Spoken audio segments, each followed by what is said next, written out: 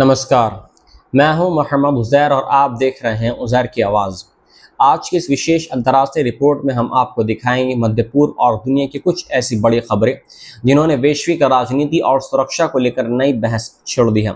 Israel ने West Bank में कई फिलिस्तीनी महिला कार्यकर्ताओं को गिरफ्तार कर लिया है। वहीं प्रधानमंत्री बेंजामिन नेतन्याहू ने साफ अल्फाजों में बोल दिया है कि इसराइल के सैन्य अभियान अभी खत्म नहीं हुए हैं। वहीं दक्षिणी लेबनान को लेकर इजरायली रक्षा मंत्री का बड़ा बयान सामने आया है, जबकि गजा से फिलिस्तीनियों को बाहर भेजने की नई योजना पर भी चर्चा तेज हो गई और उस पर काम हो रहा है। दूसरी ओर अमेरिका के सुप्रीम कोर्ट ने राष्ट्रपति डोनाल्ड ट्रंप को बड़ा झटका देते हुए जन्मसिद्ध नागरिकता को बरकरार रखा गया है। इसके साथ ही अमेरिका और इसराइल के बीच यरूशलेम में नए अमेरिकी दूतावास के निर्माण को लेकर एक अहम समझौता भी हुआ है।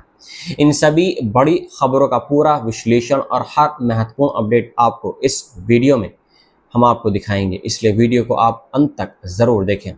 कब्जे वाले पश्चिमी तट में बुधवार तड़के इजरायली सेना ने 5 महिला सामाजिक एक्टिविस्ट सहित कई फिलिस्तीनियों को गिरफ्तार कर लिया। फिलिस्तीनी प्रिजनर्स क्लब के अनुसार गिरफ्तार की गई महिलाओं में रमल्ला की जमीला अबू दहू और जमीला कनान नाबलूस के पूर्व कैदी मैसर अल फ़की और फ़ातिन हया शेन तथा हिब्रोन के इंताफ बदर शामिल थे। इनके अलावा कम से कम 15 अन्य फिलिस्तीनियों को भी इसमें हिरासत में लिया गया है। बताया गया है कि सभी महिलाएं स्वास्थ्य समितियों के साथ काम कर रही थीं।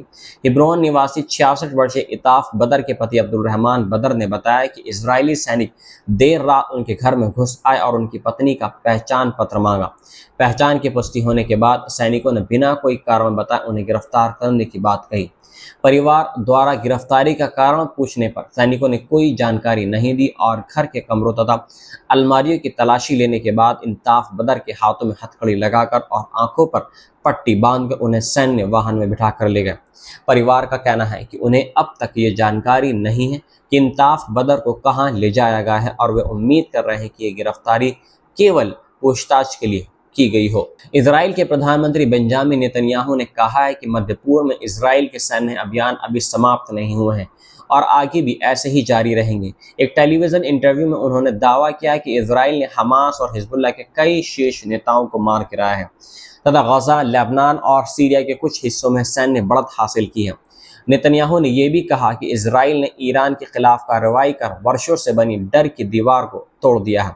जब उनसे पूछा गया कि क्या उनकी घोषित पूर्ण विजय का लक्ष्य हासिल हो चुका है, तो उन्होंने जवाब दिया कि यह संघर्ष कभी पूरी तरह समाप्त नहीं होगा और मध्य पूर्व में सुरक्षित रहने के लिए इजराइल को हमेशा मजबूत बने रहना होगा। गजा के लोगों के संभावित विस्थापन और वहां यहूदी बस्तियां बसाने के सवाल पर भी नेतन्याहू ने सीधे जवाब देने से बचते हुए कहा कि वे कम बोलने और ज़्यादा कार्रवाई करने में विश्वास रखते हैं।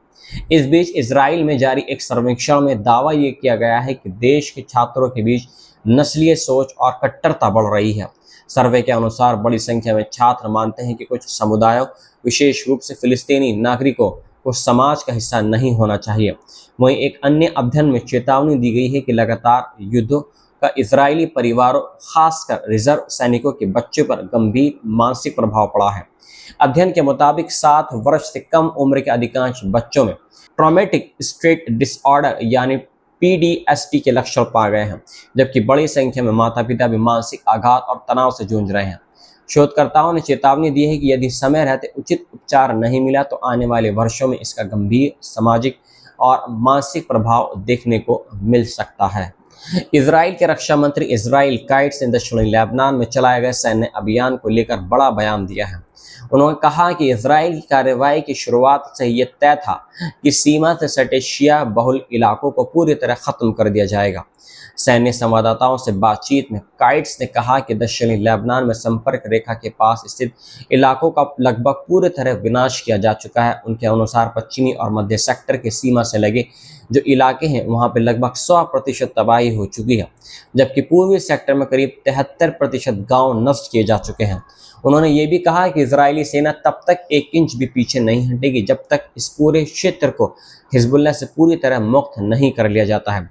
रक्षा मंत्री ने दावा किया कि इस इलाके को आबादी रहित रखना इजराइल की रणनीति का हिस्सा और यहाँ से विस्थापित हुए लेबनानी नागरिकों को वापस लौटने की अनुमति नहीं दी जाएगी। मीडिया रिपोर्ट्स के अनुसार इजराइल ने अप्रैल में ऑपरेशन सिल्वर प्लाउ शुरू किया था, जिसका घोषित उद्देश्य सीमा से लगे इलाकों से हिजबुल्लाह के लड़ाकों को हटाना था।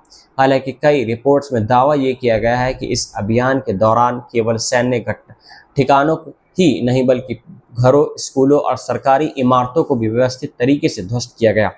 कुछ इजरायली सैनिकों ने भी मीडिया से बातचीत में आरोप लगाया कि सेना केवल कथित आतंकी ढांचे को नहीं बल्कि पूरे क्षेत्र की इमारतों को नष्ट कर रही है। इस बीच लेबनान और इजराइल के बीच संघर्ष को लेकर तनाव लगातार बढ़ रहा है। इजराइल का कहना है कि वे तब तक अपनी सेना नहीं हटाएगा तब तक हिजबुल्लाह हथियार नहीं छोड़ता है। जबकि हिजबुल्लाह का कहना है कि पहले इजराइल को लेबनान की भूमि से पूरी तरह हटना होगा। लेबनान की हेल्थ मिनिस्ट्री के अनुसार मार्च से अब तक इजरायली हमलों में 4200 से अधिक लोगों की मौत हो चुकी है। अमेरिका के सुप्रीम कोर्ट ने जन्म के आधार पर मिलने वाली नागरिकता यानी बर्थ राइट सिटीजनशिप को बरकरार रखते हुए राष्ट्रपति डोनाल्ड ट्रंप की उस कोशिश को बड़ा झटका दिया है जिसके तहत वे इस संवैधानिक अभियान को समाप्त करना चाहते थे।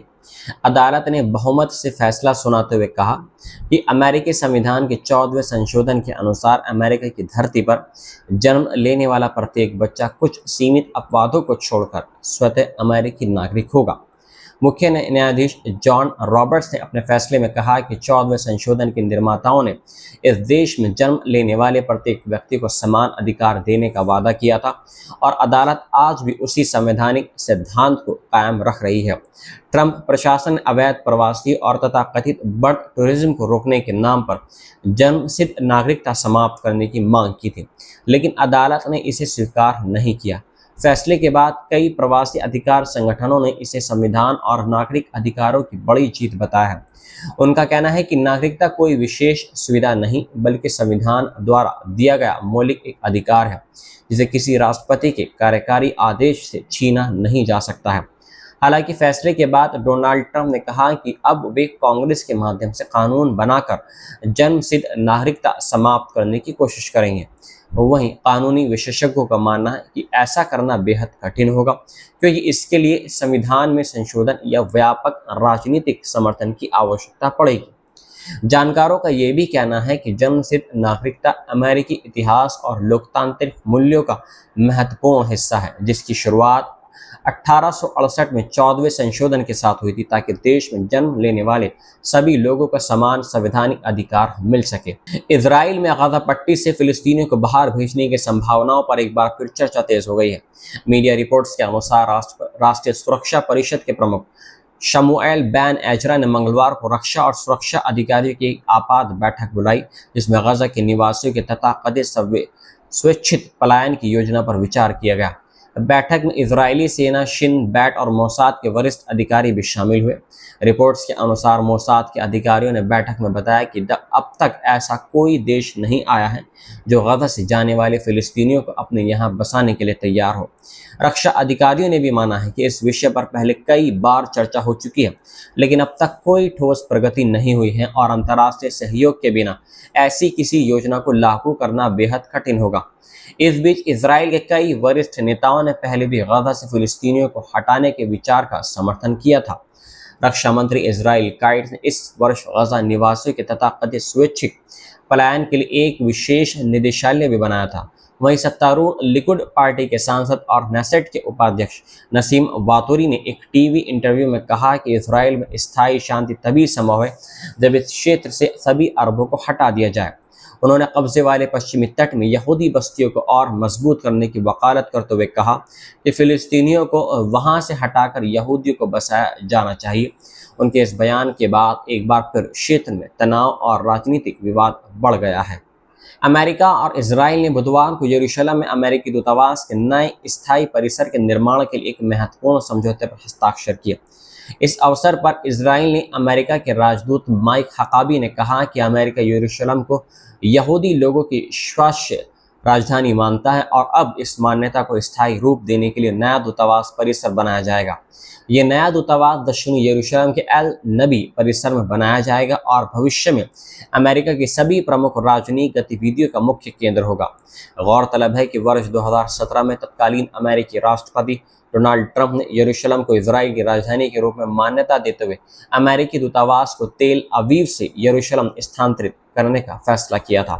हालांकि उस समय दूतावास की सेवाएं शहर के अलग अलग स्थानों से संचालित की जा रही थी और अब पहली बार स्थायी परिसर के निर्माण की प्रक्रिया शुरू हो चुकी है।